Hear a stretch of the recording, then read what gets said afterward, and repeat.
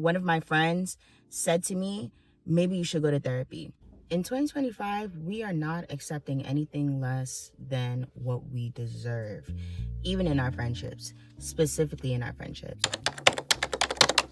I think because as a woman, a lot of us accept the bare minimum in our friendships because we lack communication skills or we lack the confidence to say what we mean and mean what we say.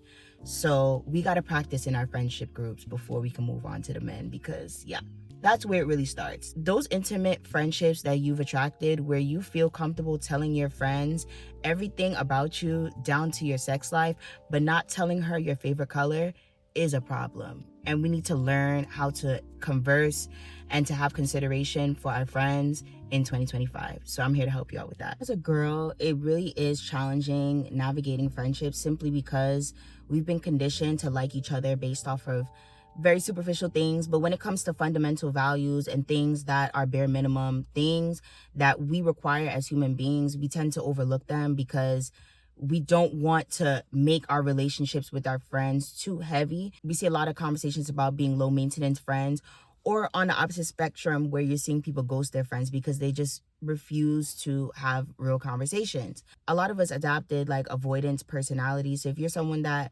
adopted a avoidance personality, this is the time to fix it. It is not okay to move into every friendship that you've had the same exact way. The same way you wouldn't want your ex or your new partner to go into new relationships as the same person. We all have to evolve, and we have to evolve in every last relationship, down to your work relationship.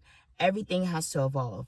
If you're changing your hair, you're changing your mind. If you're changing your nails, you need to change your mind. You cannot have the same exact mindset, the same exact habits in every single dynamic that you have, because people are going to pick up on that. And as you get older, people don't really want to explain why they don't want to fuck with you anymore.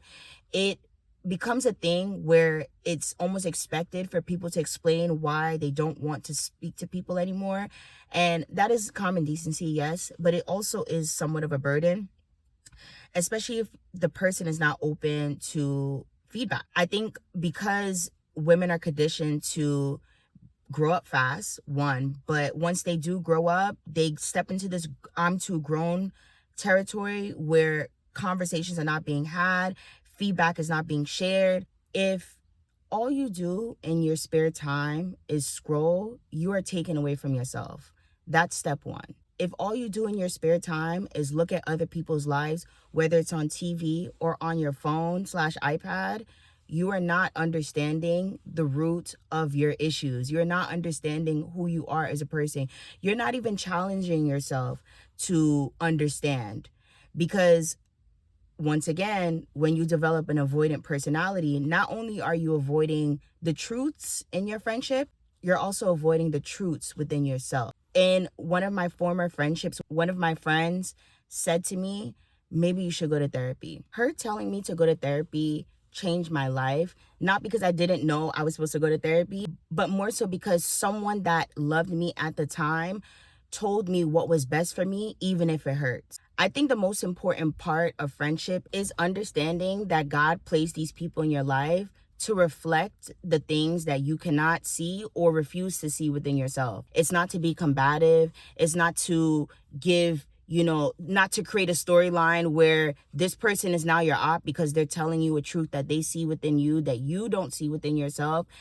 It's different when someone is intentionally trying to hurt you versus someone trying to help you, and you have to be self-aware enough to understand the difference. But when we talk about consideration for your friends, I think one of my biggest pet peeves, and I'm pretty sure a lot of people can agree to this because it was a whole topic on Twitter the other day, was about being on time. I somewhat insinuate when my friends are not on time because I need to acknowledge the fact that this is something that I don't like. I don't respect it.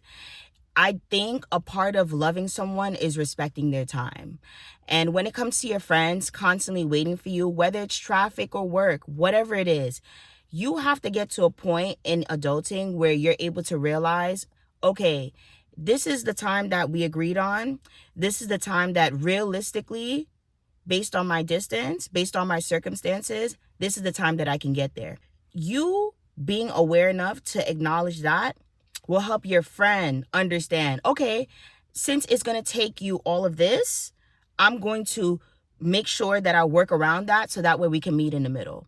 But I think a lot of times we overlook these things because it's not a big deal and you don't want to come off anal. But for me, I am the anal friend. And I have to admit, I hate when my friends are not on time. I hate when people are not able to analyze how long it would take them to get from point A to point B. Things do happen. And I understand that we all want to meet our friends halfway. But I think when you are the inconsiderate friend, everyone is low-key waiting to blow up on you at some point because we all have very busy lives. And when you're constantly running behind time, not being considerate of people's time, not being honest about what you can and cannot do, a lot of things that plays into consideration that we miss the mark a lot of times. And it's frustrating. It's frustrating, and we don't really have a lot of spaces to talk about things like this because our friends are not always our safe space. But I think it's important to acknowledge what you don't like in friendships and say that when you meet people. In no relationship, nobody wants to be assuming or wondering why there's a miscommunication, there's a disconnect. It's important to be clear. It's important to be honest. And it's important to understand where you cannot meet people. If you have a non-negotiable in your friendship and you don't make it clear and you continue to have the friendship with the person, just know that there's going to be a blow up at some point and it's not going to be pretty because now it's a buildup of a lot of different things. That's why I stress so much that in female friendships, instead of talking about men and talking about what you did with the guy, talk about the nuances that annoy the shit out of you. Talk about the things that you love. Talk about the things that you want to experience. The conversation needs to be adjusted a bit more so we can genuinely get to know each other as women. I've known a lot of people for many years, but I think what really made us closer as friends is the intimacy in conversation. And we're not talking about our sex life. We're not talking about our deepest, darkest insecurities. We're talking about the things that we've been working on as people. We're talking about our goals, how we're healing our inner child. We're talking about the trips that we want to go on. We're talking about the different things that we want to manifest. Those are the type of friendships that I'm attracted to because that's the type of person that I am. I'm attracted to women that are like me. I'm attracted to women that communicate well. I'm attracted to women that are very mindful of their words. Those are the things that really allows me to feel at peace, but also feel like I'm showing up as my higher self because I'm not dealing with people that don't get me. It's important to hang out with people that understand your fundamental values. That is what connects you. That's what helps you to understand them. That's what helps you to have more joyful moments, more peaceful moments, more fulfilling moments. But I think when you're constantly taken away from yourself to please other people and to, meet people halfway, even though they're not meeting you halfway, or, just kind of dimming yourself down so that way you don't ruin the vibe, you're doing yourself a disservice. Hopefully this video is making sense and it's cohesive and hopefully brought you some perspective, but this is something that's just been heavy on my mind and I really just wanted to say it. Hopefully this helps you to build better friendships in the near future and for you to probably look at yourself and see, where can I improve?